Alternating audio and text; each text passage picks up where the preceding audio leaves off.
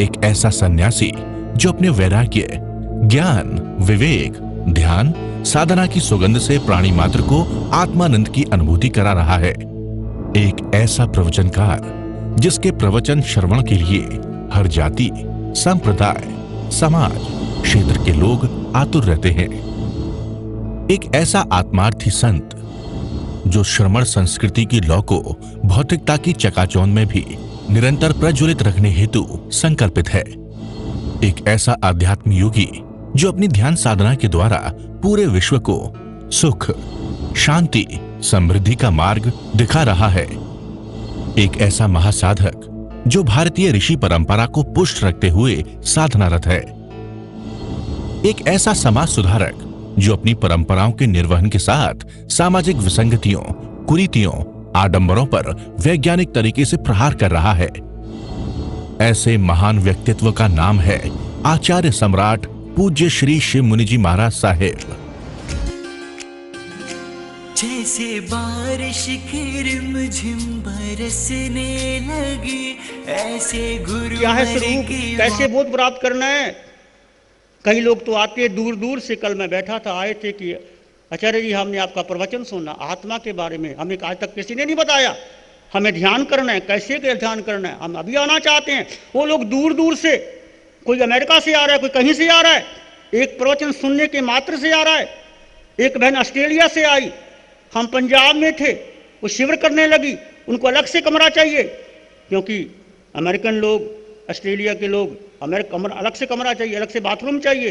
हमने कहा यहाँ कुछ नहीं मिल सकता, ना अलग बाथरूम मिलेगा ना कमरा मिलेगा। बड़ी छटपटाहट हुई।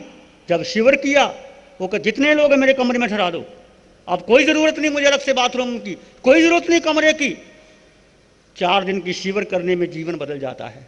नहीं, हमें क्या चाहिए, मेरा अलग से कमरा हो, अलग से मेरा टीवी हो, अलग से मेरा भोजन हो। सब अलग अलग हो गए हैं, ये परिवार बट गए हैं। आज माता पिता इकट्ठे नहीं रह सकते, पति पत्नी इकट्ठे नहीं रह सकते, सबके अलग अलग कमरे, अलग अलग टीवी, अलग अलग। एक मोबाइल ने ऐसा पैदा कर दिया, सब कुछ खत्म कर दिया।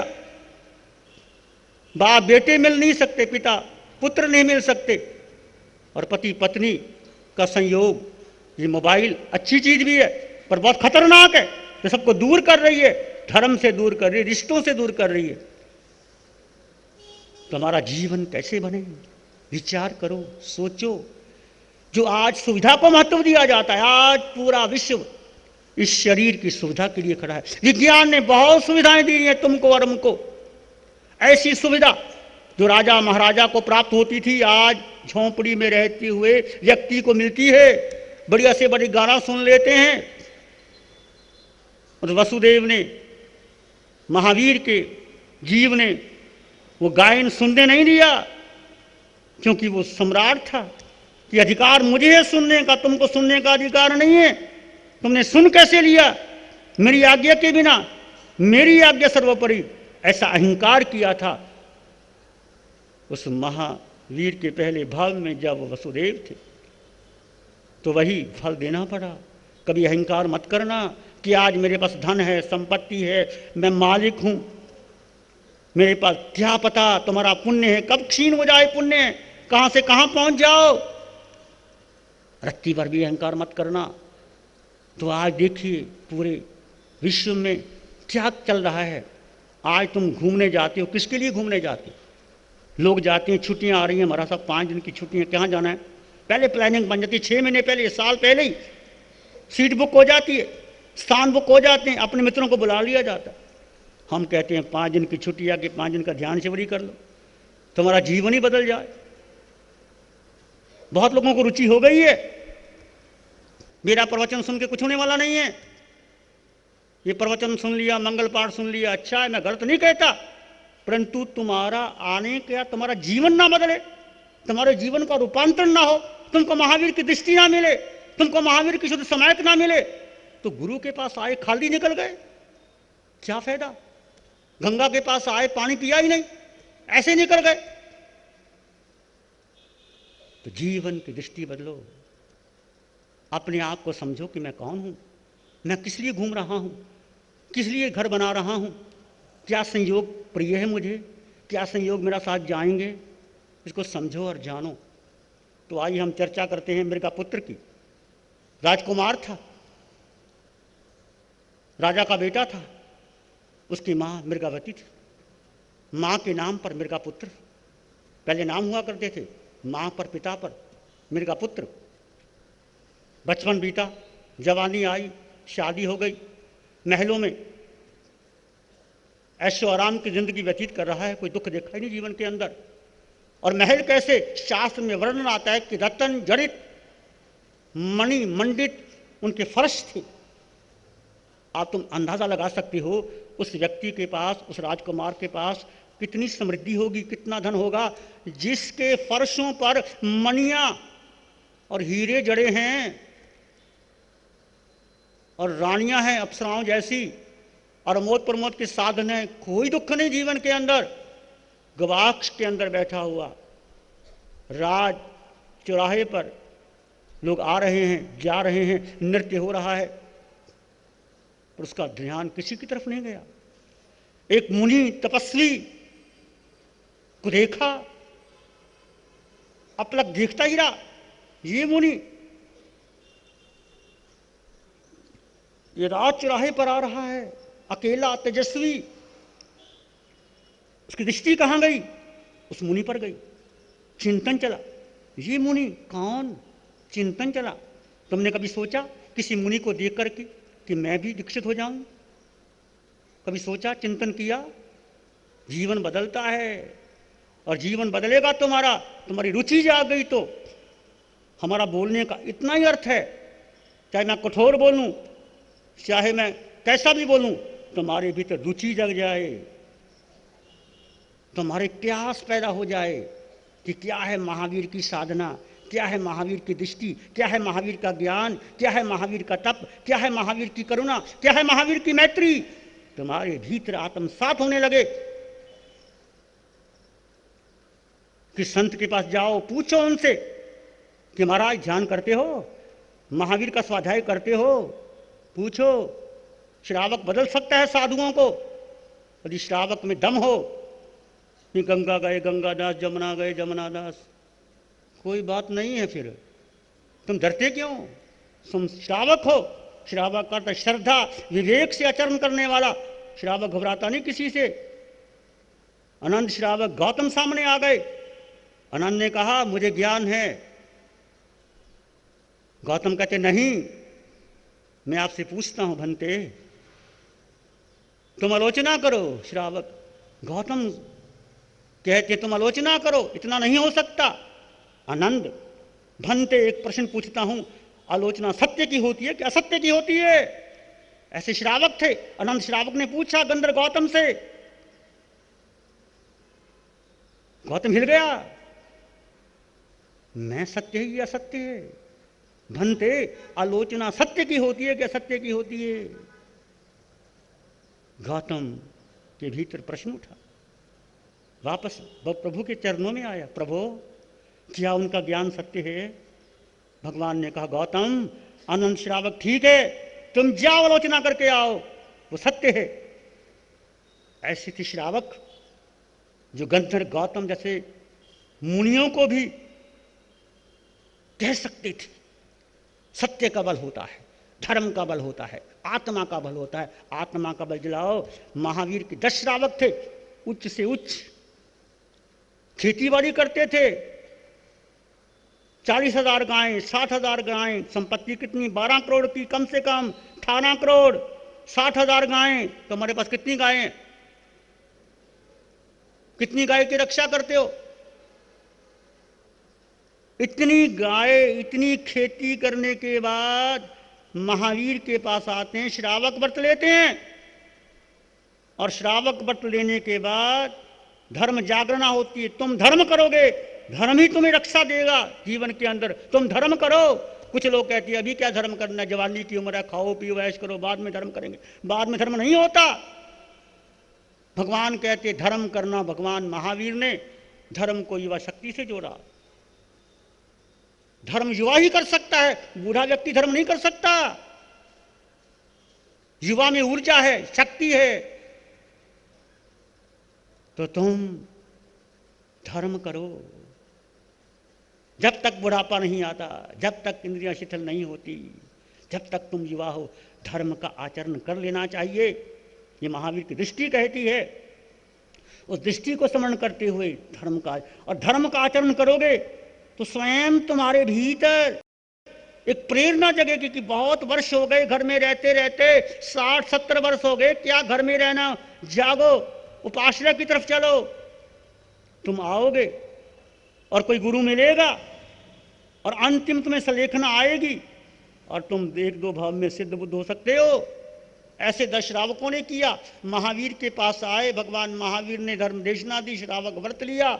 श्रावक व्रत लेने के बाद बहुत वर्ष तक घर में रहे, अपने बड़े बेटे को सब कुछ सौंप करके पौषधशाला में आके अंतिम महीने की सलेखना ली। और पहले 10 के 10 श्रावक कहाँ जाते हैं? पहले देवलोक में 10 के 10, और वहाँ से चित्त होकर के महाविजय क्षेत्र में जाएंगे जहाँ सिमंदर स्वामी भगवान विराजमान है। सिद्ध बुद्ध और मुक्त हो जाएंगे। तुम भी हो सकते हो। 2 जन्म में श्रावक, पर साधना करो, 12 व्रत लो। हम ध्यान शिविर में जो 4 दिन का ध्यान शिविर होता है, श्रावक अनुव्रत भी देते हैं। अनुव्रत को ग्रहण करो, श्रावक बन जाओ, श्राविका बन जाओ, महावीर के श्रावक बन जाओ। ऐसे नहीं श्रावक जी, श्रावक जी, श्राविका जी, श्राविका जी, वो नाम के श्रावक श्राविका नहीं बनना। कम से कम 7 व्रत 9 व्रत लो, और तुम ले सकते हो, कोई दिक्कत की बात नहीं है। तुम आराम से ले सकते हो। और फिर तुम्हें महावीर की दृष्टि मिल जाए, फिर तुम्हें ध्यान मिल जाए, फिर स्वाध्याय मिल जाए, फिर घर बैठे आनंद ही आनंद है। कहीं जाने की जरूरत ही नहीं है। ये America, Japan, Germany, Hong Kong, Singapore, Malaysia, Kashmir सब छूट जाएगा। वो तुम्हारे भीतर है, बाहर है ही नहीं। पर धर्म पहले आना चाहिए जीवन के अंदर। सच्चा विश्वास कि सुख तो मेरे भीतर है, बाहर है ही नहीं। ये जीवन की दृष्टि प्राप्त करो। तो ऐसे ही मैं कह रहा था कि जब तुम धर्म की आराधना करते हो तो धर्म तुम्हें सहायता करता है। सच्चा धर्म, ऐसा नहीं कि परंपरा से किया हुआ धर्म। परंपरा ठीक है, हम परंपरा का विरोध नहीं करते। वो परंपरा जो महावीर की है, जो परंपरा जो अरिहंतों की है। अरिहंतों में देवो जावत जीवाय सुसाऊ नु गुरु जिन पनत्तंग तत्तंग ये समत्तंग में गयंग जे सुमारी समकित है व्यवहार समकित। जैसे बारिश की रिमझिम बरसने लगी, ऐसे गुरुवर की वाणी भी झरने लगी। ध्यान करेंगे, आंखें बंद, मन वचन काया शांत, शरीर शांत, विचार शांत, सृष्टि शांत, वातावरण शांत, हर दिशा हर किनारा शांत शांत शांत। सिर के सिरे से पांव के अंगूठे तक अपने भीतर शुद्ध चेतना का एहसास कीजिए। तुम केवल आत्मा हो, केवल आत्मा।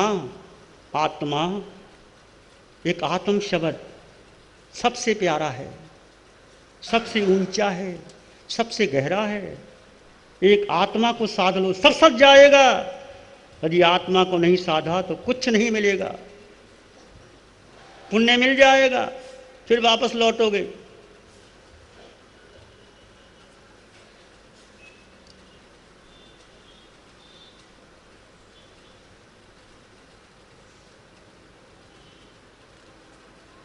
अपने भीतर गहन शांति का अनुभव करें।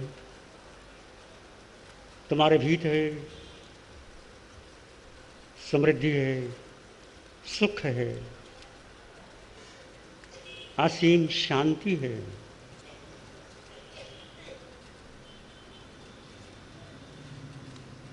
विचारों को महत्व ना दो।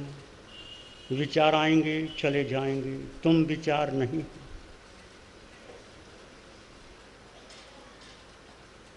अपने भीतर जानो और देखो,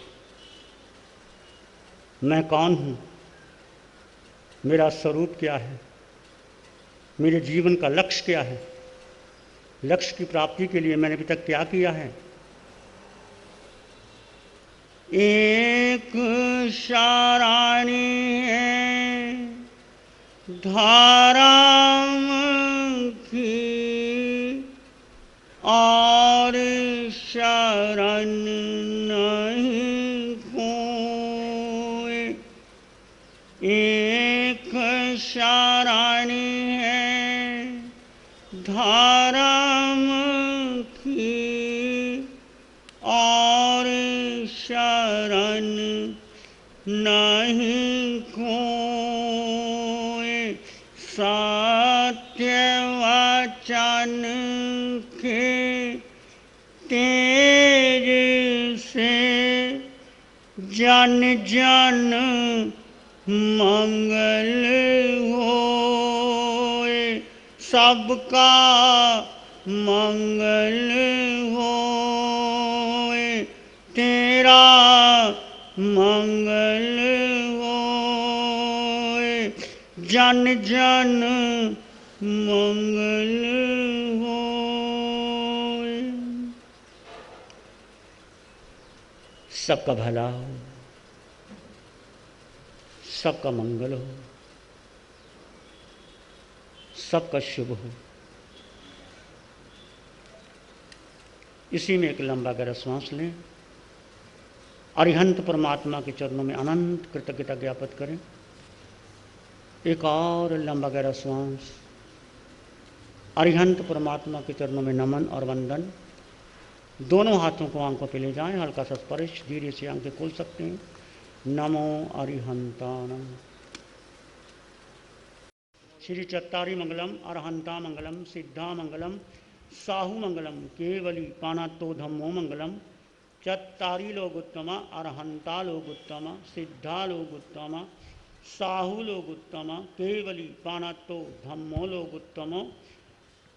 चत्तारी शरणं भवजामि, अरहन्ते शरणं भवजामि, सिद्धे शरणं भवजामि, साहू शरणं भवजामि, केवली प्रणतं धम्मं शरणं भवजामि। चार शरण दुख और शरण कोई, जो भय प्राणी करे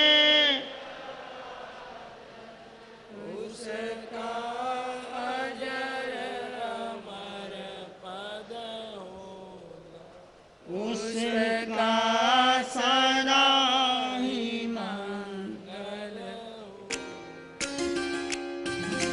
जैसे बारिश की रिमझिम बरसने लगी, ऐसे गुरुवर की वाणी भी झरने